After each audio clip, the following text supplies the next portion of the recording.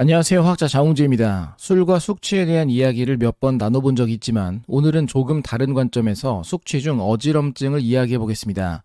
바로 어지럼증의 이유와 해장술의 진정한 효과와 가능성, 그리고 정반대로 작용할 수 있는 무거운 물, 중술을 마셔보는 것에 대한 화학입니다. 적당히 자제하며 다양한 술의 맛과 향을 즐기는 시간은 미뤄두고 막연히 모두가 즐거워 여럿이 모여 과음하는 순간에서 시작해보죠. 도대체 언제 집에 들어갔나 기억이 잘 나지 않을 정도로 눈을 뜨고 나면 대충 옷을 벗어 던져주고 침대에 쓰러져 잠듭니다. 과도한 알코올 섭취로 인한 갈증과 체온 변동, 신경감각 이상 등 수면에 지장이 발생해 피로가 누적됩니다. 그리고 눈을 뜨며 극심한 어지러움과 메스꺼움으로 화장실에 달려가 구토하기 시작합니다. 반복적으로 계속해서 토하다 보면 어느덧 위액이 나와 상큼한 기분과 더불어 식도와 치아가 손상되는 것을 체감할 수 있습니다. 하루 종일 탈수 증상을 느끼며 알코올 분해에 소모되는 당분으로 인해 혈당이 떨어져 피로와 무력감에 시달리게 됩니다. 이 흔한 숙취 증상과 더불어 우리를 가장 힘들게 하는 것은 멀미 증상과 같이 가만히 앉거나 누워있는데도 균형 감각이 무너져 빙빙 도는 듯한 느낌의 어지럼증입니다. 평형의 감지는 뇌에 위치한 3개의 반고리관에 의해 이루어집니다. 반고리관 내부에는 뇌림프라는 액체로 채워져 있으며 큐플라라는 구조물이 포함되어 있습니다. 정상적인 상태에서는 뇌림프와 큐플라의 비중이 동일하기 때문에 큐플라가 부력을 갖지 않아 중력이나 직선 가속 등의 영향을 받지 않습니다. 하지만 술을 섭취하면 반고리관 내부로 비중이 낮은 에탄올이 흡수되며 큐플라가 뇌림프보다 밀도가 낮아져 현기증과 안구 진탕이 유발됩니다. 반고리관의 정상 기능이 방해받아 머리의 위치나 움직임에 대한 잘못된 정보가 뇌로 전달되며 현기증이 생겨나는 것입니다. 아마 숙취로 어지럼증을 느껴본 분들은 누구나 지금 이야기한 머리의 위치나 움직임 정보의 혼란이 무엇인지 기억이 떠오르실 듯합니다. 이러한 과정을 부력 가설이라 합니다. 위치성 알코올 안구 진탕이라는 비자발적인 안구 움직임과 현기증이 대표적인 증상입니다. 과음 다음 날 침대에 누워있는 상황에서도 다시금 어지럼이 발생하는 것은 에탄올이 분해 및 배출되며 술을 마실 때와는 반대 방향으로 뇌림프의 밀도가 변화하기에 또다시 현기증이 발생하는 것입니다. 그렇다면 당연히 술 마신 다음 날 어지럼증을 완화하기 위해서는 다시 술을 마셔서 뇌림프 밀도를 다시 낮춰 적응을 이뤘던 상태로 유지한다면 일시적이나마 증상이 완화될 수 있겠죠. 물론 술이 더 들어가니 숙취와 건강 문제는 계속됩니다. 술을 구성하는 두 가지 용매, 에탄올과 물의 물리적 특성을 비교하는 데서 시작됩니다. 20도 조건에서 에탄올의 밀도는 0.789g/ml, 그리고 물은 0.9982g/ml입니다. 에탄올의 어는 점과 끓는 점은 물보다 낮으며 두 용매의 산성도는 보편적으로 중성인 pH 7이라 할 수 있습니다. 그리고 오늘의 핵심인 무거운 물, 중수의 특징은 단순히 물과 같다고 볼 수 없습니다. 수소 대신 중수소로 이루어진 중수는 1.1056g/ml의 밀도를 가져 물에 비해 약 10%가량 더 높은 상당한 차이를 보입니다. 원자 질량의 대부분을 차지하는 원자 핵의 구성이 수소는 하나의 양성자만으로, 그리고 중수소는 양성자와 중성자가 각각 하나씩 있어 질량이 거의 2배 차이 나기 때문에 발생하는 자연스러운 밀도 차이입니다. 그리고 더욱 미묘한 효과는 물에 비해 중수에서 더 강한 수소 결합을 이룬다는 것인데, 이 때문에 중수의 어는 점과 끓는 점은 각각 3.8도와 1.72도가량 상승하며 산성도 또한 7.44로 약간 증가된 약알칼리성이 됩니다. 물은 물인데 일반적인 물과 완전히 동일하지 않다는 사실이 보이는 순간 슬슬 이걸 한번 먹어보고 싶다는 생각이 꿈틀꿈틀 싹트기 시작하고 계시겠죠. 그렇다면 우리가 먼저 체크해봐야 할 것은 과연 중수를 마셔도 안전할 것인가, 위험하다면 어디까지 마셔볼 수 있을지를 미리 확인해야 합니다. 고용량의 중수에 대한 생물 독성이 확인되었는데 박테리아나 효모는 다소 성장 속도가 저해되더라도 순수한 중수에서도 기능을 유지할 수 있지만 고등 생물의 경우 세포 분열과 전반적인 대사에 대한 손상 효과가 약 25% 이상의 체내 중수소화에서 일어나며 대부분의 동식물은 체액의 40에서 50%가 중수로 대체되면 상당한 독성이 발현되기 시작합니다. 고농도의 중수는 세포의 포도당 대사 변화와 성장 지연을 일으키는데 효모의 경우 세포벽이 두꺼워지고 비정상적으로 골격화된 조직이 관찰되기 시작합니다. 결론적으로 우리는 체액의 4분의 1이 중수로 대체될 정도까지만 안 먹으면 약간 정도는 먹어봐도 괜찮다는 것이겠죠. 오히려 문제는 중수가 비싸라는 부분입니다.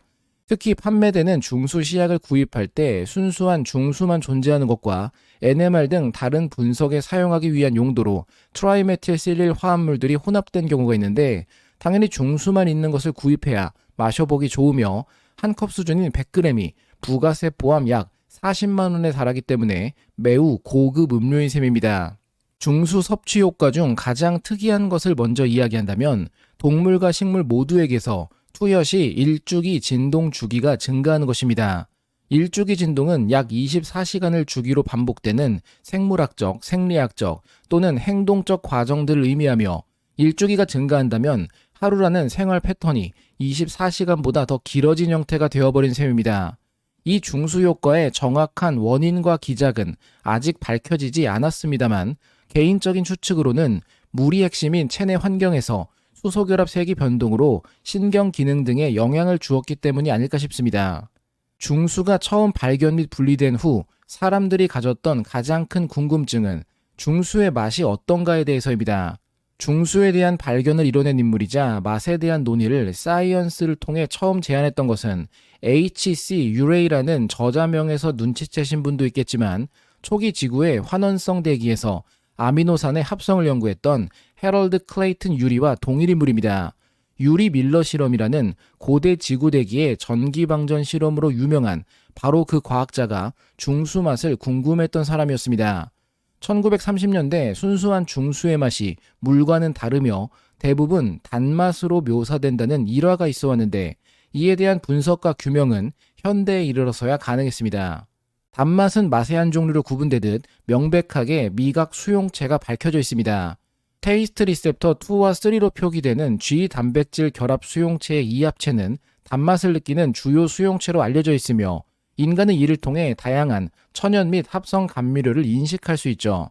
과연 중수는 단맛을 갖는가를 분석하기 위해 감각 없음을 뜻하는 1점부터 극심한 감각인 9점까지의 척도를 통해 테스트되었을 때 중수 복용량에 대한 의존적인 형태로 증가해 평균적으로 약간의 단맛을 의미하는 약 3.3 수준으로 입증되었습니다. 심지어 중수는 포도당이나 설탕 그리고 사이클라메이트와 같은 감미료에 대해 동일한 농도에서 감지되는 단맛의 정도를 증폭시키는 효과가 있었습니다. MSG의 감칠맛에 대해서는 물과 크게 다르지 않은 결과를 보였으며 매우 쓴맛을 가는 화학물질인 퀴닌에 대해서는 약간 감소된 정도의 쓴맛 감지를 보여 쓴맛을 가리는 감미료에 알려진 효과와 동일하게 작용하는 것도 보여 명백히 약하지만 단맛을 갖는 물질로 확인됩니다. 과연 설치류도 중수를 선호할지 테스트했을 경우 중수 선호도는 물과 유사한 정도로 통계적 오차 범위에 나타납니다.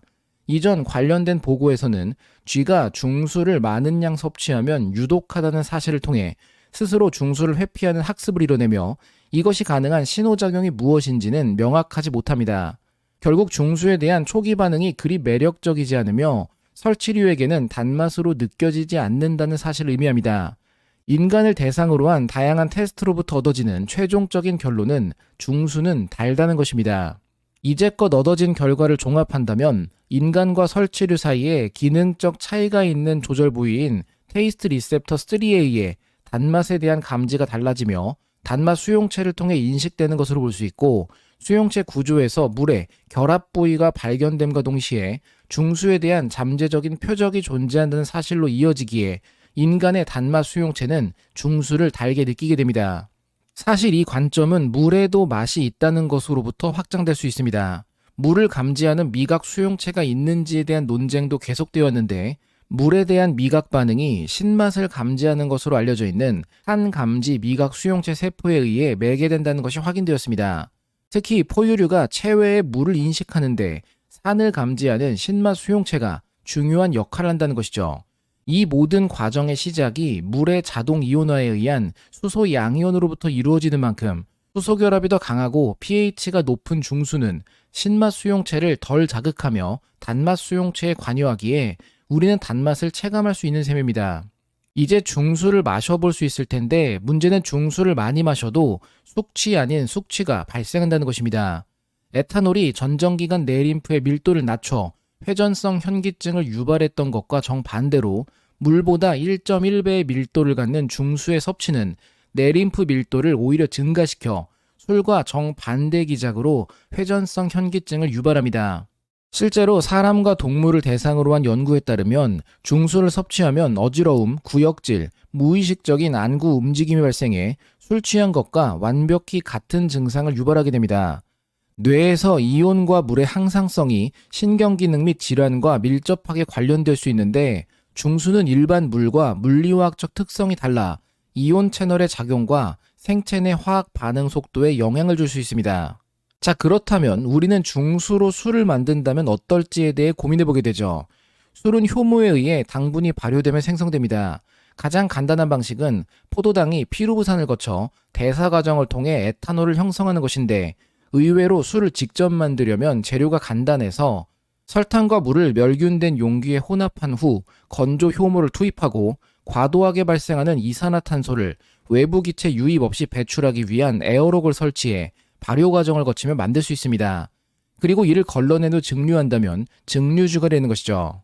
당과 물과 효모라는 발효주의 세 가지 핵심 요소 중 우리는 물을 제거하고 중수로 대체한다면 비록 효모 세포벽이 두꺼워지고 분열과 대사가 느리긴 하겠지만 충분히 중수로 만든 술을 구현할 수 있겠습니다. 이렇게 만들어진 헤비 워터 드링크는 은은한 중수의 단맛의 매력과 중수에 의한 다양한 감미료 성분의 맛 증폭 효과, 에탄올 자체의 쓴맛에 대한 감쇄작용으로의 부드러움, 그리고 음주로 인한 에탄올의 전정기관 내림프 밀도 감소에 반대되는 중수 기반의 내림프 밀도 증가의 기량작용으로 현기증의 상쇄가 가능하지 않을까요? 단점으로 중수의 독성을 우려할 수 있겠지만 어차피 술은 유해합니다. 술을 마시면서 중수를 걱정할 필요는 없겠습니다.